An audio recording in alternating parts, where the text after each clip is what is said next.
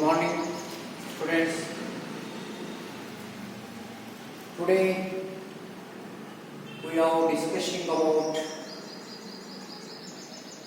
the Indian national movement in 1885 to 1947. ವಿದ್ಯಾರ್ಥಿನಿಯರೇ,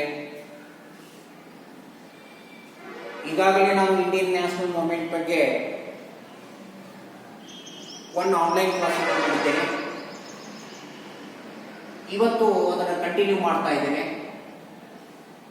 Indian national movement ಭಾರತೀಯ ರಾಷ್ಟ್ರೀಯ ಕಾಂಗ್ರೆಸ್ನಲ್ಲಿ ನಾವು 3 ಹಂತಗಳಲ್ಲಿ ನೋಡ್ತೀವಿ.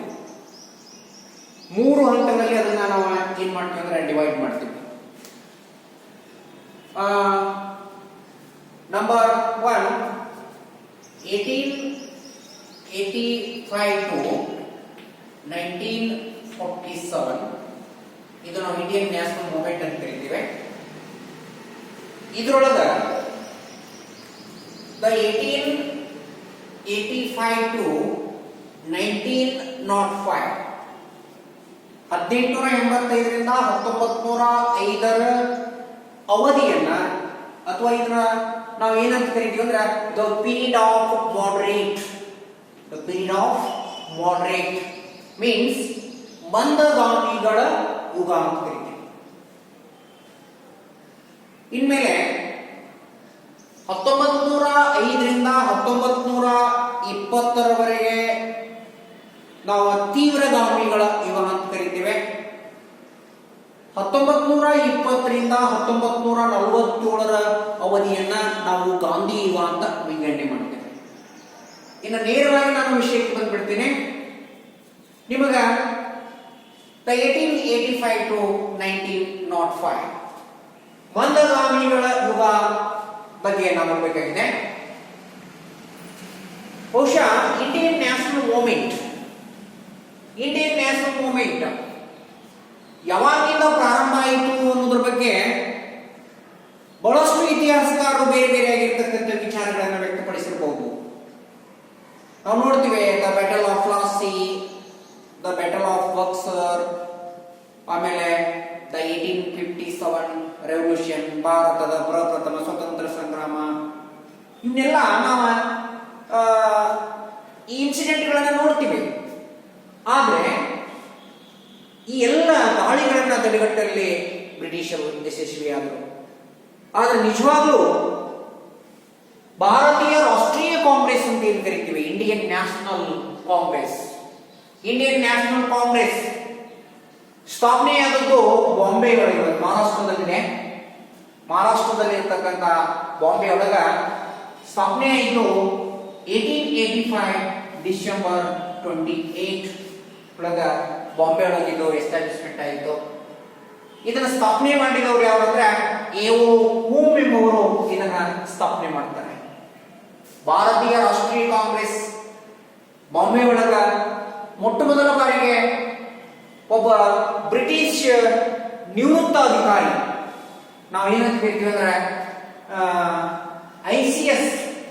ಐಸಿಎಸ್ ಅಧಿಕಾರಿ ಎ.ಓ. ಹೂಮ್ ಎಂಬುವರು ಏನ್ ಮಾಡ್ತಾರೆ ಅಂದ್ರೆ ಇದನ್ನ ಬಾಂಬೆ ಒಳಗ ಸ್ಥಾಪನೆ ಮಾಡ್ತಾರೆ. ಆ ಸಂದರ್ಭದಲ್ಲಿ ವೈಸ್ರಾಯ್ ಯಾರಿದ್ರು ಅಂದ್ರೆ ಲಾರ್ಡ್ ಡಫ್ರೀನ್ ಎಂಬುವರು ಇರ್ತಾರೆ. ಡಫ್ರೀನ್ ಅನ್ನೋರು ಏನ್ ಮಾಡ್ತಾರೆ ಅಂದ್ರೆ ವೈಸ್ರಾಯ್ ಆಗಿರ್ತಾರೆ. ಆ ಸಂದರ್ಭದಲ್ಲಿ ಈ ಭಾರತೀಯ ರಾಷ್ಟ್ರೀಯ ಕಾಂಗ್ರೆಸ್ ಸ್ಥಾಪನೆ ಆಯಿತು.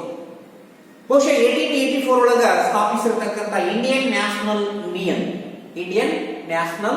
ಯೂನಿಯನ್ ಇದನ್ನ ಕ್ರೋಢೀಕರಿಸಿ ಭಾರತೀಯ ರಾಷ್ಟ್ರೀಯ ಕಾಂಗ್ರೆಸ್ ಸ್ಥಾಪಿಸಲ್ಪಡ್ತದ ಅಥವಾ ಭಾರತ ರಾಷ್ಟ್ರೀಯ ಕಾಂಗ್ರೆಸ್ ಅಂತ ಕರೆಯಲಾಗ್ತದೆ. ಆಮೇಲೆ ಭಾರತೀಯ ರಾಷ್ಟ್ರೀಯ ಕಾಂಗ್ರೆಸ್ ಸ್ಥಾಪನೆ ಆದ್ಮೇಲೆ ಇದರ ಮೊದಲ ಒಂದು ಕಾಂಗ್ರೆಸ್ ಸಮ್ಮೇಳನ ಬಾಂಬೆ ಒಳಗೆ ನಡೀತದೆ.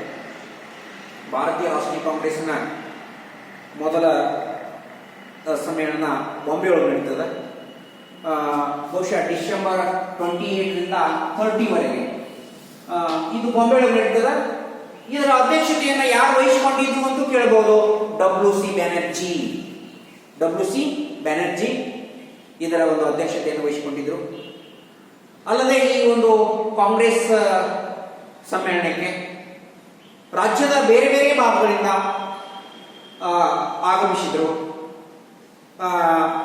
ಬಹುಶಃ ದಾದಾಬಾಯಿ ನೌರೋಜಿ, ಆಮೇಲೆ ಸುರೇಂದ್ರನಾಥ್ ಬ್ಯಾನರ್ಜಿ, ಆಮೇಲೆ ಫಿರೋಜ್ ಶಾ ಮೆಹ್ತಾ, ಬದ್ರುದ್ದೀನ್ ತ್ಯಾಬ್ಜಿ, ಮಾದೇವ್ ಗೋವಿಂದ್ ರಾನಡೆ, ಹೌದಾ, ಇವರೆಲ್ಲ ಈ ಒಂದು ಕಾಂಗ್ರೆಸ್ ಸಮ್ಮೇಳನಕ್ಕೆ ಆಗಮಿಸಿದ್ರು. ದೇಶದ ನಾನಾ ಕಡೆಗಳಿಂದ ಈ ಇಂಡಿಯನ್ ನ್ಯಾಷನಲ್ ಕಾಂಗ್ರೆಸ್ಗೆ ಸುಮಾರಾಗಿ ಎಷ್ಟು ಜನ ಅಟೆಂಡ್ ಇದ್ರು ಅಂದ್ರೆ 72 ಜನ ಹಾಜರಿದ್ದರು. ಭಾರತೀಯ ರಾಷ್ಟ್ರೀಯ ಕಾಂಗ್ರೆಸ್ ಬಾಂಬೆಯಲ್ಲಿ ನಡೆದಿರ್ತಕ್ಕಂಥ ಸಂದರ್ಭದಲ್ಲಿ ದೇಶದ ನಾನಾ ಭಾಗಗಳಿಂದ ಬಂದಿರತಕ್ಕಂಥ ಸದಸ್ಯರಾಗಿರ್ತಕ್ಕಂಥ 72 ಜನ ಪ್ರತಿನಿಧಿಗಳು ಇದರಲ್ಲಿ ಭಾಗವಹಿಸಿದರು ಅಂತ ನಮಗೆ ತಿಳಿದು ಬರ್ತದೆ. ಅದಕ್ಕಾಗಿ ಈ ಕಾಂಗ್ರೆಸ್ ಸ್ಥಾಪನೆ ಮಾಡುವಂತ ಉದ್ದೇಶ ಏನಿತ್ತು? ಈ ಕಾಂಗ್ರೆಸ್ ಸ್ಥಾಪನೆಯ ಒಂದು ಮುಖ್ಯ ಉದ್ದೇಶ ಏನೆಂದ್ರೆ ಜಾತಿ ಭೇದವಿಲ್ಲದೆ ಜನರಲ್ಲಿ ರಾಷ್ಟ್ರಪ್ರಜ್ಞೆಯನ್ನ ಮೂಡಿಸುವುದು.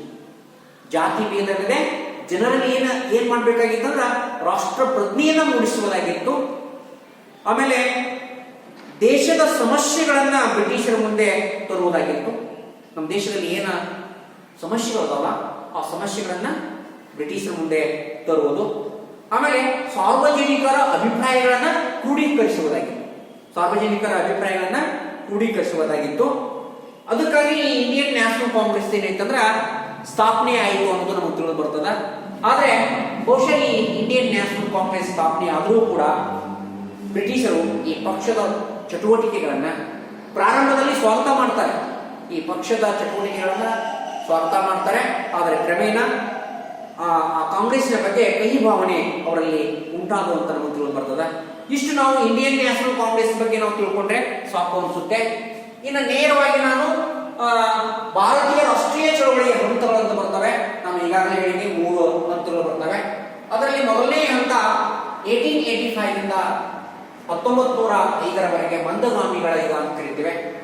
ಮಂದಗಾಮಿಗಳ ಯುಗದಲ್ಲಿ ನಾವೇನ್ ಕಾಣ್ತೀವಿ ಅಂದ್ರೆ ಇವರು ಅಹಿಂಸಾವಾದಿಗಳು. ಅಂದ್ರೆ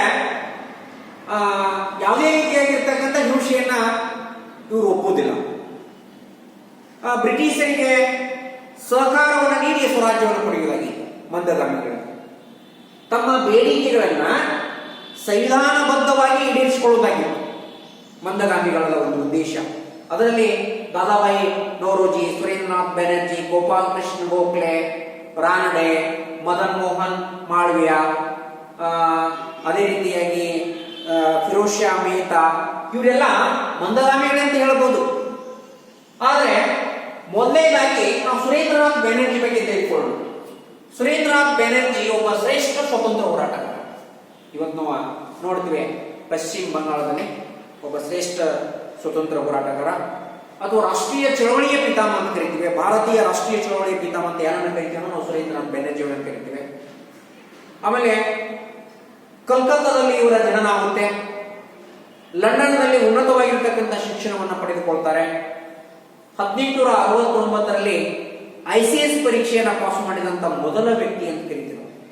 ಬಹುಶಃ ಈ ICS ಮೀನಿಂಗ್ ಅಂದ್ರೆ Indian civil service. The Indian civil service ಮೊದಲ ಇಂಡಿಯನ್ ICS ಅನ್ನುವಂತ ಪರೀಕ್ಷೆ ಇತ್ತು. ಇವತ್ತೇನಾಗಿದೆ ಅಂದ್ರೆ ಅದು IAS ಆಗಿದೆ, ಇಂಡಿಯನ್ ಅಡ್ಮಿನಿಸ್ಟ್ರೇಟಿವ್ ಸರ್ವಿಸ್ ಅಂತ ಆಗಿದೆ. ಹೋಗ್ಲಿ, ಅದ್ರ ಬಗ್ಗೆ ನಾವು ಇಲ್ಲಿ ಹೇಳೋದು ಬೇಡ. ಅದಕ್ಕೆ ICS ಪರೀಕ್ಷೆಯನ್ನ ಮೊಟ್ಟ ಮೊದಲ ಬಾರಿಗೆ ಪಾಸ್ ಮಾಡಿದಂತ ವ್ಯಕ್ತಿ ಯಾರಂದ್ರೆ ಸುರೇಂದ್ರನಾಥ್ ಬ್ಯಾನರ್ಜಿ ಅವರು. ಆಮೇಲೆ ಅದೇ ರೀತಿಯಾಗಿ ನಾವು ನೋಡ್ತೇವೆ ಬ್ಯಾನರ್ಜಿ ಅವರ ಬಗ್ಗೆ ಕಲ್ಕತ್ತಾ ಇಂಡಿಯನ್ ಅಸೋಸಿಯೇಷನ್ ಅನ್ನುವಂತ ಒಂದು ಸಂಸ್ಥೆಯನ್ನು 1876ರಲ್ಲಿ ಸ್ಥಾಪಿಸಿದರು. ಇವರು ಭಾರತೀಯರಲ್ಲಿ ರಾಷ್ಟ್ರೀಯ ಪ್ರಜ್ಞೆಯನ್ನ ಮೂಡಿಸುವಲ್ಲಿ ಮಹತ್ವದ ಪಾತ್ರವನ್ನ ವಹಿಸ್ತಾರೆ. ಆಮೇಲೆ ICS ಪರೀಕ್ಷೆಯ ಒಂದು ವಯಸ್ಸನ್ನ 21 ಇತ್ತು, ಅದನ್ನ 18ಕ್ಕೆ ಅದನ್ನು 18ಕ್ಕೆ 19 ವರ್ಷಕ್ಕೆ ಕಡಿಮೆ ಮಾಡಿದಾಗ ರಾಷ್ಟ್ರವ್ಯಾಪ್ತಿ ಚಳವಳಿಯನ್ನ ಏನ್ ಮಾಡ್ತಾರೆ ಅಂದ್ರೆ ಪ್ರಾರಂಭ ಮಾಡ್ತಾರೆ. ಅದಕ್ಕಾಗಿ ನಾವು ಈ ಸುರೇಂದ್ರನಾಥ್ ಬ್ಯಾನರ್ಜಿ ಬಗ್ಗೆ ನಾವು ಇಷ್ಟು ತಿಳ್ಕೊಂಡ್ರೆ ಸಾಕು ಅನ್ಸುತ್ತೆ. ನೆಕ್ಸ್ಟ್ ಬಹಳಷ್ಟು ಇಂಪಾರ್ಟೆಂಟ್ ಅಂದರೆ ದಾದಾಬಾಯಿ ನೌರೋಜಿ. ದಾದಾಬಾಯಿ ನೌರೋಜಿ ಶ್ರೇಷ್ಠ ಸ್ವತಂತ್ರ ಹೋರಾಟಗಾರರು. ಬಾಂಬೆ ಇರ್ತಕ್ಕಂಥ ಒಂದು ಪಾರ್ಸಿ ಕುಟುಂಬದಲ್ಲಿ ಇವರ ಜನ್ಮ ಆಗುತ್ತೆ. ಮುಂದ ಬಾಂಬೆ ಒಳಗೆ ಒಂದು ಎಲ್ಫಿನ್ಸ್ಟನ್ ಅಂತ ಒಂದು ಕಾಲೇಜ್ ಇದೆ. ಆ ಎಲ್ಫಿನ್ಸ್ಟನ್ ಕಾಲೇಜಿನಲ್ಲೇ ಓದ್ತಾರೆ. ಓದಿ ಅದೇ ಕಾಲೇಜಿನಲ್ಲಿ ಮ್ಯಾಥಮೆಟಿಕ್ಸ್ ಪ್ರಾಧ್ಯಾಪಕರಾಗ್ತಾರೆ. ನೋಡಿ, ಗಣಿತ ಪ್ರಾಧ್ಯಾಪಕರಾಗಿ ಅದೇ ಕಾಲೇಜಿನಲ್ಲಿ ಸೇವೆ ಸಲ್ಲಿಸ್ತಾರೆ.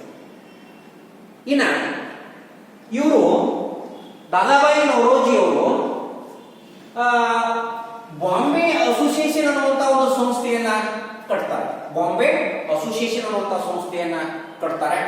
ಅದೇ ರೀತಿಯಾಗಿ ಲಂಡನ್ ಈಸ್ಟ್ ಇಂಡಿಯಾ ಅಸೋಸಿಯೇಷನ್ ಅನ್ನುವಂತ ಒಂದು ಸಂಸ್ಥೆಯನ್ನ ಪ್ರಾರಂಭ ಮಾಡಿದ್ರು ಅಂತ ನಮಗೆ ತಿಳಿದು ಬರ್ತದೆ. ಒಂದು ಬಾಂಬೆ ಅಸೋಸಿಯೇಷನ್, ಇನ್ನೊಂದು East India London East India association ಅನ್ನುವಂತ ಸಂಸ್ಥೆಯನ್ನ ಸ್ಥಾಪನೆ ಮಾಡಿದ್ರು. ಆಮೇಲೆ ಭಾರತೀಯರಲ್ಲಿ ಕೂಡ ರಾಷ್ಟ್ರೀಯ ಪ್ರಜ್ಞೆಯನ್ನ ಮೂಡಿಸುವಲ್ಲಿ ಬಹಳಷ್ಟು ಪ್ರಮುಖ ಪಾತ್ರ ವಹಿಸ್ತಾರೆ. ಇನ್ನು ಸ್ವದೇಶಿ ಚಳವಳಿಯನ್ನ ಮೊಟ್ಟ ಮೊದಲ ಬಾರಿಗೆ ಪ್ರಾರಂಭಿಸಿದವರು ಯಾರು ಅಂತ ಕೇಳಿದಾಗ ದಾದಾಬಾಯಿ ನೌರೋಜಿ ಅವರು. ಸ್ವದೇಶಿ ಚಳವಳಿಯನ್ನ ಭಾರತದಲ್ಲಿ ಮೊಟ್ಟ ಮೊದಲ ಬಾರಿಗೆ ಪ್ರಾರಂಭ ಮಾಡಿದವರು ದಾದಾಬಾಯಿ ನೌರೋಜಿ ಅವರು. ಇನ್ನ ಇಂಗ್ಲಿಷರು ಭಾರತೀಯರನ್ನ ಏನ್ ಮಾಡಿದ್ರು? ಸುಲಿಗೆ ಮಾಡಿದ್ರು. ವ್ಯಾಪಾರಕ್ಕಾಗಿ ಬಂದ್ರು ಕೂಡ ಇಲ್ಲಿ ಭಾರತವನ್ನ ಲೂಟಿ ಮಾಡಿದ್ರು, ಸುಲಿಗೆಯನ್ನ ಮಾಡಿದ್ರು ಅಂತ ನಾವು ಹೇಳ್ತೀವಿ. ಅದಕ್ಕಾಗಿ ಆರ್ಥಿಕವಾಗಿ ಭಾರತವನ್ನು ಯಾವ ರೀತಿಯಾಗಿ ಕೊಳ್ಳೆ ಹೊಡೆದರು ಅನ್ನೋದ್ರ ಬಗ್ಗೆ ಒಂದು ಗ್ರಂಥವನ್ನು ಬರೀತಾರೆ. ಅದ್ಯಾವಂದ್ರೆ poverty and un British rule in India. ನೋಡ್ರಿ, ದಾದಾಬಾಯಿ ನೌರೋಜಿ ಅವರು ಒಂದು ಗ್ರಂಥವನ್ನು ಬರೀತಾರೆ, poverty and un British rule in India ಅನ್ನುವಂಥ ಕೃತಿಯನ್ನ ದಾದಾಬಾಯಿ ನೌರೋಜಿ ಅವರು ಬರೀತಾರೆ. ಈ ದಾದಾಬಾಯಿ ನೌರೋಜಿ ಅವರು ಏನು ಈ ಗ್ರಂಥವನ್ನು ಬರೀತಾರೆ, ಈ ಗ್ರಂಥದಲ್ಲಿ ಏನಿದೆ ಅಂದ್ರೆ ಭಾರತವನ್ನ ಯಾವ ರೀತಿಯಾಗಿ ಸುಲಿಗೆ ಮಾಡಿದ್ರು, ಭಾರತವನ್ನ ಆರ್ಥಿಕವಾಗಿ ಯಾವ ರೀತಿಯಾಗಿ ಸುಲಿಗೆ ಮಾಡಿದ್ರು ಅನ್ನೋದ್ರ ಬಗ್ಗೆ ಈ poverty and un British rule in India ಅನ್ನುವಂಥ ಕೃತಿಯಲ್ಲಿ ಬರೀತಾರೆ. ಅದಕ್ಕಾಗಿ ಇಂಡೈರೆಕ್ಟ್ ಆಗಿ ಹೇಳ್ತಾರೆ, ಭಾರತದಲ್ಲಿ ಪವಿತ್ರವಾಗಿರ್ತಕ್ಕಂಥ ನದಿ ಗಂಗಾ ನದಿ ಇದೆ. ಆ ಗಂಗಾ ನದಿಯನ್ನ ಸುಲಿಗೆ ಮಾಡಿ ಇಂಗ್ಲೆಂಡದ ಥೇಮ್ಸ್ ನದಿಯ ಮೇಲೆ ಸುಲಿದ್ರು. ಗಂಗಾ ನದಿಯನ್ನ ಸುಲಿಗೆ ಮಾಡಿ ಇಂಗ್ಲೆಂಡದ ಥೇಮ್ಸ್ ನದಿಯ ಮೇಲೆ ಸುರಿದ್ರು ಅನ್ನುವಂಥ ವಿಚಾರವನ್ನ ದಾದಾಬಾಯಿ ನೌರೋಜಿ ಅವರು ಈ poverty and un British rule in India ಅನ್ನುವಂಥ ಕೃತಿಯಲ್ಲಿ ಬರೀತಾರೆ ಅನ್ನೋದು ನಮಗೆ ತಿಳಿದು ಬರ್ತದೆ. ಇನ್ನೊಂದು, ಲಂಡನ್ದಲ್ಲೇ ಇದ್ದುಕೊಂಡು ಬ್ರಿಟಿಷರ ಆಳ್ವಿಕೆ ವಿರುದ್ಧ ಇಂಗ್ಲೆಂಡದಲ್ಲೇ ಧ್ವನಿ ಎತ್ತಿರ್ತಕ್ಕಂಥ ಮೊದಲ ವ್ಯಕ್ತಿ ಅಂದ್ರೆ ದಾದಾಬಾಯಿ ನೌರೋಜಿ ಅಂತ ಹೇಳ್ತೀವಿ ನಾವು. ಅಂದ್ರೆ ಅವ್ರ ರಾಷ್ಟ್ರದಲ್ಲಿ ಇದ್ದಾರೆ, ಆ ರಾಷ್ಟ್ರದ ವಿರುದ್ಧನೇ ಬ್ರಿಟಿಷರ ವಿರುದ್ಧ ಧ್ವನಿ ಎತ್ತಿರ್ತಕ್ಕಂಥ ಮೊಟ್ಟ ಮೊದಲ ಒಬ್ಬ ಶ್ರೇಷ್ಠ ಸ್ವತಂತ್ರ ಹೋರಾಟಗಾರ ದಾದಾಬಾಯಿ ನೌರೋಜಿ ಅಂತ ಹೇಳ್ತೇವೆ. ಆದ್ದರಿಂದ ಇವರನ್ನ grand old man of India, ಭಾರತದ ವೃದ್ಧ ಪಿತಾಮಹ ಅಂತ ಕರಿತೀವಿ ಇವರನ್ನ. ಯಾರನ್ನ? ದಾದಾಬಾಯಿ ನೌರೋಜಿಯರನ್ನ ಭಾರತದ ವೃದ್ಧ ಪಿತಾಮಹ ಅಥವಾ grand old man of India ಅಂತ ಕರಿತೇವೆ. ಇಷ್ಟು ನಾವು ದಾದಾಬಾಯಿ ನೌರೋಜಿಯವರ ಬಗ್ಗೆ ತಿಳ್ಕೊಂಡ್ರೆ ಸಾಕು ಅನ್ಸುತ್ತೆ. ಇನ್ನ ಇನ್ನೊಬ್ಬ ವ್ಯಕ್ತಿ ಅಂದ್ರೆ ಗೋಪಾಲ್ ಕೃಷ್ಣ ಗೋಖಲೆ. ಗೋಪಾಲ್ ಕೃಷ್ಣ ಗೋಖಲೆ ಕೂಡ ಒಬ್ಬ ಶ್ರೇಷ್ಠ ಸ್ವತಂತ್ರ ಹೋರಾಟಗಾರ. ಅಹಿಂಸಾ ತತ್ವದಿಂದ ಪ್ರಭಾವಿತಗೊಂಡಿರ್ತಕ್ಕಂಥ ಇವರ ಉದ್ದೇಶ ಪ್ರಾರ್ಥನೆಯ ಮುಖಾಂತರ ನಾವು ಸ್ವರಾಜ್ಯವನ್ನು ಪಡೆದುಕೊಳ್ಳುವಂತ ಉದ್ದೇಶ ಹೊಂದಿದ್ರು. ಅದಕ್ಕಾಗಿ ಗಾಂಧೀಜಿ ಈ ಗೋಪಾಲ್ ಕೃಷ್ಣ ಗೋಖಲೆ ಅವರಿಂದ ಪ್ರಭಾವಿತಗೊಳ್ತಾರೆ. ಅವರ ಅಹಿಂಸಾ ತತ್ವದಿಂದ ಇವರು ಏನ್ ಮಾಡ್ತಾರೆ ಅಂದ್ರೆ ಪ್ರಭಾವಿತರಾಗ್ತಾರೆ. ಕೊನೆಗೆ ಗೋಖಲೆ ಅವರನ್ನ ತಮ್ಮ ರಾಜಕೀಯ ಗುರು ಅಂತ ಸ್ವೀಕಾರ ಮಾಡ್ತಾರೆ. ಯಾರು? ನಮ್ಮ ರಾಷ್ಟ್ರಪಿತ ಮಹಾತ್ಮ ಗಾಂಧೀಜಿ ಈ ಗೋಪಾಲ್ ಕೃಷ್ಣ ಗೋಖಲೆ ಅವರನ್ನ ತಮ್ಮ ರಾಜಕೀಯ ಗುರುವಾಗಿ ಸ್ವೀಕಾರ ಮಾಡ್ತಾರೆ. ಯಾಕೆಂದ್ರೆ ಅವರ ಅಹಿಂಸಾ ತತ್ವಗಳಿಂದ ಇವರು ಪ್ರಭಾವಿತರಾಗಿ ಅವರನ್ನೇ ತಮ್ಮ ರಾಜಕೀಯ ಗುರು ಅಂತ ಸ್ವೀಕಾರ ಮಾಡ್ತಾರೆ. ಆಮೇಲೆ ಇವರು ಕೂಡ 1866ರಲ್ಲಿ ಮಹಾರಾಷ್ಟ್ರದಲ್ಲಿ ಇರ್ತಕ್ಕಂಥ ಕೋತ್ಲೂಕ್ ಗ್ರಾಮದಲ್ಲಿ ಜನನಾಗುತ್ತೆ. ಆಮೇಲೆ ಎಲ್ಫಿನ್ಸ್ಟನ್ ಕಾಲೇಜಿನಲ್ಲಿ ಶಿಕ್ಷಣವನ್ನು ಪಡೀತಾರೆ. ಪುಣೆ ಇಂಗ್ಲಿಷ್ ಮೀಡಿಯಂ ಸ್ಕೂಲ್ನಲ್ಲಿ ಇಂಗ್ಲಿಷ್ ಶಿಕ್ಷಕರಾಗಿ ಕೂಡ ಕೆಲಸ ಮಾಡ್ತಾರೆ. ಆಮೇಲೆ ಇಂಗ್ಲಿಷ್ ಪ್ರಾಧ್ಯಾಪಕ ವರ್ಡ್ಸ್ವರ್ತ್ ಇವ್ರ ಮೇಲೆ ಹೆಚ್ಚಿನ ಪ್ರಭಾವವನ್ನು ಬೀರ್ತಾರೆ. ಆಮೇಲೆ ಲೋಕಮಾನ್ಯ ಹೇಳಿದ್ರು ದಿ ಮರಾಠ ಮತ್ತು ದಿ ಕೇಸರಿ ಅನ್ನುವಂತಹ ಪತ್ರಿಕೆಗಳನ್ನು ಪ್ರಾರಂಭ ಮಾಡ್ತಾರೆ. ಅವರೇ ಇವರು ದಿ ಮರಾಠ ಅನ್ನುವಂತಹ ಪತ್ರಿಕೆಗಳಿಗೆ ಇಂಗ್ಲಿಷ್ ಲೇಖನಗಳನ್ನು ಬರೀತಾ ಇದ್ರು. ಯಾರು? ಗೋಪಾಲ್ ಕೃಷ್ಣ ಗೋಖಲೆ ಅವರು. ಆಮೇಲೆ ತಮ್ಮ ಸಾಮರ್ಥ್ಯ ಏನಿದೆ ಅನ್ನೋದನ್ನ ಲೇಖನಗಳ ಮುಖಾಂತರ ಜನರಲ್ಲಿ ತೋರಿಸಿದ್ರು, ಜನರಲ್ಲಿ ರಾಷ್ಟ್ರಪ್ರಜ್ಞೆಯನ್ನ ಮೂಡಿಸಿದ್ರು, ದೇಶ ಪ್ರೇಮವನ್ನು ಮೂಡಿಸುವಲ್ಲಿ ಬಹಳಷ್ಟು ಯಶಸ್ವಿ ಆಗ್ತಾರೆ ಗೋಪಾಲ್ ಕೃಷ್ಣ ಗೋಖಲೆ ಅವರು. ಆಮೇಲೆ ಕೊನೆಗೆ ಇವರು ಒಂದು ಸಂಸ್ಥೆಯನ್ನು ಕೂಡ ನಿರ್ಮಾಣ ಮಾಡ್ತಾರೆ, ಡೆಕ್ಕನ್ ಎಜುಕೇಶನ್ ಸೊಸೈಟಿ. ನೋಡಿ, ಡೆಕ್ಕನ್ ಎಜುಕೇಶನ್ ಸೊಸೈಟಿಯನ್ನ ಸ್ಥಾಪನೆ ಮಾಡಿದವರ ಅಂದ್ರೆ ಗೋಪಾಲ್ ಕೃಷ್ಣ ಗೋಖಲೆ ಅವರು. ಆಮೇಲೆ ಇನ್ನೊಂದು ಬಹಳಷ್ಟು ಇಂಪಾರ್ಟೆಂಟ್ ಇದೆ, ಬಹುಶಃ ಸರ್ವೆಂಟ್ಸ್ ಆಫ್ ಇಂಡಿಯನ್ ಸೊಸೈಟಿಯನ್ನು ಸ್ಥಾಪನೆ ಮಾಡಿದವರು ಯಾರು ಅಂತ ಕೇಳ್ತಾರೆ, ಅವರೇ Gopal Krishna Gokhale. Servants of Indian ಸೊಸೈಟಿಯನ್ನ 1905ರಲ್ಲಿ ಪುಣೆ ಒಳಗೆ ಏನ್ ಮಾಡ್ತಾರೆ ಅಂದ್ರೆ ದೇಶ ಸೇವೆಗೋಸ್ಕರ ಏನ್ ಮಾಡ್ತಾರೆ ಅಂದ್ರೆ ಈ ಸರ್ವೆಂಟ್ಸ್ ಆಫ್ ಇಂಡಿಯನ್ ಸೊಸೈಟಿಯನ್ನ ಪುಣೆ ಒಳಗ ಸ್ಥಾಪನೆ ಮಾಡಿದ್ರು. ಅದಕ್ಕಾಗಿ ಇವರನ್ನ ಮಹಾರಾಷ್ಟ್ರದ ವಜ್ರ, ಭಾರತದ ಶಿರೋಮಣಿ ಅಂತ ಕೂಡ ಇವರನ್ನ ಕರೀತಾರೆ. ಒಟ್ಟಾರೆ ನಾವು ಮಂದಗಾಮಿಗಳ ಯುಗ ಅಂದಮೇಲೆ ಸಾಮಾನ್ಯವಾಗಿ ಬ್ರಿಟಿಷರ ಒಂದು ಸ್ವರಾಜ್ಯವನ್ನು ಯಾವ ರೀತಿಯಾಗಿ ಪಡೆದುಕೊಳ್ಳೋದಾಗಿತ್ತಂದ್ರೆ ಯಾವುದೇ ರೀತಿಯಾಗಿರ್ತಕ್ಕಂಥ ಹಿಂಸಾಚಾರವನ್ನ ಮಾಡದೆ ಏನ್ ಮಾಡ್ತಾ ಇದ್ದಾರೆ, ಸ್ವರಾಜ್ಯವನ್ನು ಪಡೆದುಕೊಳ್ಳುವಂತ ಒಂದು ಉದ್ದೇಶವನ್ನು ಹೊಂದಿದ್ರು ಅಂತ ನಮಗೆ ತಿಳಿದು ಬರ್ತದೆ. ಇಷ್ಟು ನಾವು ಭಾರತೀಯ ರಾಷ್ಟ್ರೀಯ ಒಂದು ಚಳವಳಿ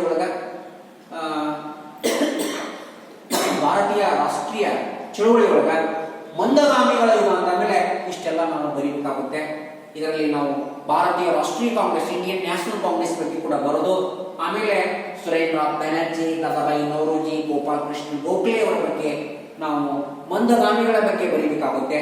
ಪ್ರಾರಂಭದಲ್ಲಿ ನಮ್ಮ ಸ್ವತಂತ್ರ ಹೋರಾಟಗಾರರ ಉದ್ದೇಶ ಏನಾಗಿತ್ತಂದ್ರೆ ಬ್ರಿಟಿಷರನ್ನ ಚಳವಳಿ ಮಾಡೋದು ಬೇಡ, ಕ್ರಾಂತಿಯಿಂದ ಬೇಡ, ನಾವು ಅವರನ್ನ ಮನಸ್ಸನ್ನು ಗೆದ್ದು ನಾವು ಸ್ವರಾಜ್ಯವನ್ನು ಪಡೆದುಕೊಳ್ಳುವಂತ ಉದ್ದೇಶವನ್ನು ಹೊಂದಿದ್ರು. ಆದ್ರೆ ನಂತರ ಇವರು ಅಯಶಸ್ವಿ ಆದಾಗ ಇಲ್ಲಿ ಏನ್ ಮಾಡ್ತಾರೆ ಅಂದ್ರೆ ತೀವ್ರಗಾಮಿಗಳು ಇಲ್ಲಿ ಮತ್ತೆ ಏನ್ ಮಾಡ್ತಾರೆ ಅಂದ್ರೆ ಚಳವಳಿಯನ್ನು ಪ್ರಾರಂಭ ಮಾಡ್ತಾರ. ಅದಕ್ಕಾಗಿ ಮುಂದಿನ ಒಂದು ಆನ್ಲೈನ್ ಕ್ಲಾಸ್ ನಲ್ಲಿ ನಾವು ತೀವ್ರಗಾಮಿಗಳ ಬಗ್ಗೆ ನಾವು ಡಿಸ್ಕಷನ್ ಮಾಡೋಣ. ತೀವ್ರಗಾಮಿಗಳ ನಂತರ ಆದ ನಂತರ ಯಾವ ಗಾಂಧಿ ಯುಗದ ಬಗ್ಗೆ ಬಹಳಷ್ಟು ಇಂಪಾರ್ಟೆನ್ಸ್ ಇದೆ. ಅದಕ್ಕಾಗಿ ಬಹುಶಃ ವಿದ್ಯಾರ್ಥಿನಿಯರೇ, ಈ ಇಂಡಿಯನ್ ನ್ಯಾಷನಲ್ ಮೂವ್ಮೆಂಟ್ ಇವತ್ತಷ್ಟೇ ಅಲ್ಲ, ಬರೀ ಪರೀಕ್ಷಾ ದೃಷ್ಟಿಯಿಂದಲ್ಲ, ಮುಂದಿನ ಒಂದು ಯಾವುದೇ ಒಂದು ಸ್ಪರ್ಧಾತ್ಮಕ ಪರೀಕ್ಷೆಯಲ್ಲಿ ಉದಾಹರಣೆಗಾಗಿ SDA ಆಗಿರಬಹುದು, FD ಆಗಿರಬಹುದು, KAS ಆಗಿರಬಹುದು ಅಥವಾ IAS ಆಗಿರಬಹುದು, ಪ್ರತಿಯೊಂದು ಸ್ಪರ್ಧಾತ್ಮಕ ಪರೀಕ್ಷೆಯಲ್ಲಿ ಇಂಡಿಯನ್ ನ್ಯಾಷನಲ್ ಮೂವ್ಮೆಂಟ್ ಅನ್ನೋದು ಬಹಳಷ್ಟು ಒಂದು ಇಂಪಾರ್ಟೆನ್ಸ್ ಅನ್ನು ಪಡ್ಕೊಂಡಿದೆ. ದಯಮಾಡಿ ವಿದ್ಯಾರ್ಥಿಗಳೇ, ಈ ಒಂದು ಆನ್ಲೈನ್ ಕ್ಲಾಸ್ ಅನ್ನ ನೀವು ನೋಡಿ ಅದರ ಬಗ್ಗೆ ನೀವು ಸಬ್ಸ್ಕ್ರೈಬ್ ಮಾಡಲಿಕ್ಕೆ ನಾನು ಇನ್ನೊಮ್ಮೆ ವಿನಂತಿ ಮಾಡಿಕೊಳ್ತೇನೆ. ದಯಮಾಡಿ ಇದನ್ನು 1 ಸಲ ಅಥವಾ 2 ಸಲ ಇದನ್ನ ನೋಡಿ ಇದರ ಬಗ್ಗೆ ಸಾಕಷ್ಟು ನೀವು ತಿಳ್ಕೊಂಡ್ರೆ ಮುಂದಿನ ಒಂದು ಪರೀಕ್ಷೆಯಲ್ಲಿ, ಸ್ಪರ್ಧಾತ್ಮಕ ಪರೀಕ್ಷೆಯಲ್ಲಿ ಕೂಡ ನಿಮಗೆ ಏನಾಗ್ತದೆ ಅಂದ್ರೆ ಉಪಯುಕ್ತ ಆಗ್ತದೆ ಅಂತ ಹೇಳಿ ಇವತ್ತಿನ ಆನ್ಲೈನ್ ಕ್ಲಾಸ್ ಅನ್ನು ನಾನು ಮುಗಿಸ್ಲಿಕ್ಕೆ ಇಷ್ಟಪಡ್ತಾ ಇದ್ದೀನಿ. ಧನ್ಯವಾದಗಳು.